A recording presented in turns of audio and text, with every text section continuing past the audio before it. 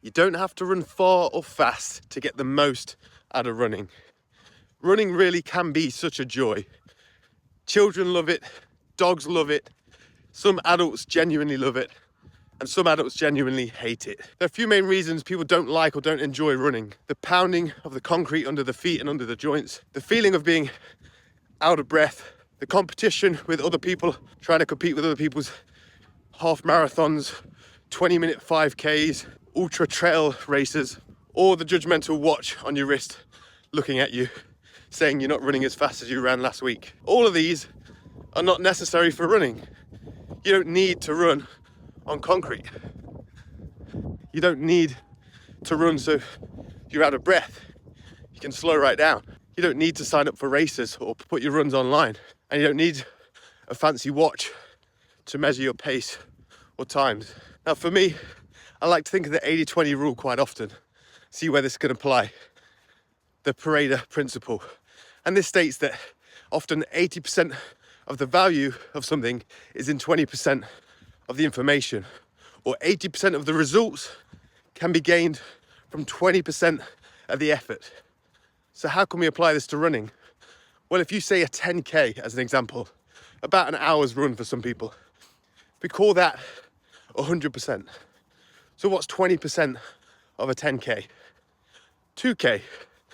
So you're saying that you could get 80% of the results or value from running in 20% of the effort.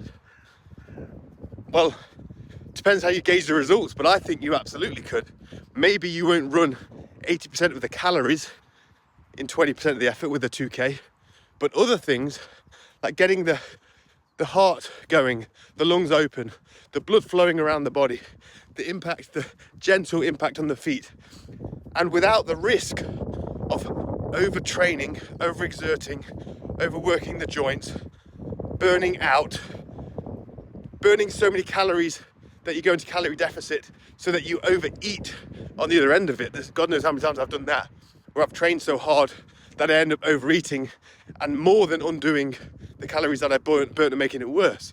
Whereas if you train the healthy amount, maybe hit that 20%, 25, 30%, end feeling good and on top of it and not burnt out, it's a different experience.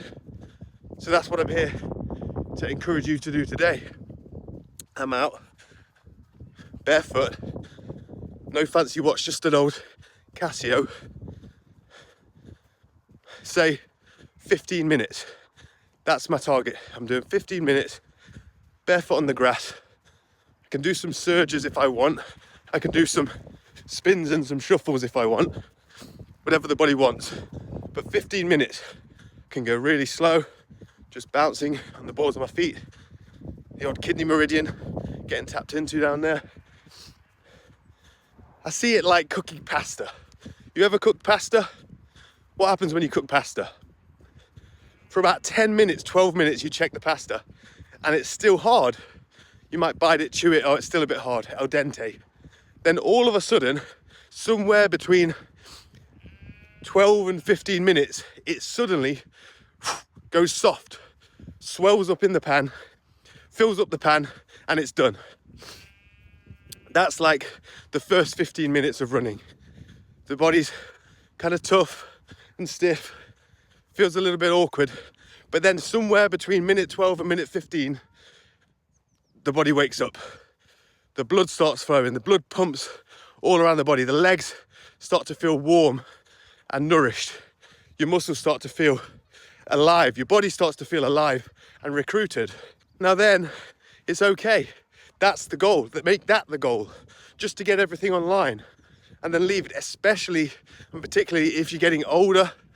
Become the king of the warm-up, and it's okay for your workout to be a warm-up and then leave it there. Leave feeling good on top of it without having to go and kill yourself, without having to push some Goggins mentality.